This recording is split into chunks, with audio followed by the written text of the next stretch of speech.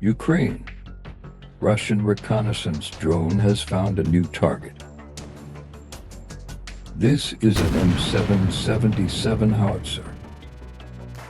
The target is captured and its coordinates are transferred to another crew. A few minutes later, the attack drone is already in the air. He can't be seen or heard, but he's on his way. The boys are in serious danger.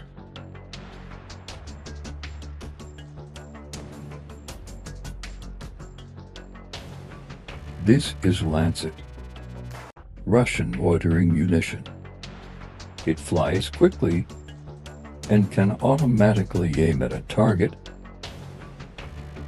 At this time, the soldiers near the gun do not suspect anything. This time the drone successfully captured the target and hit it. This gun now needs repairs.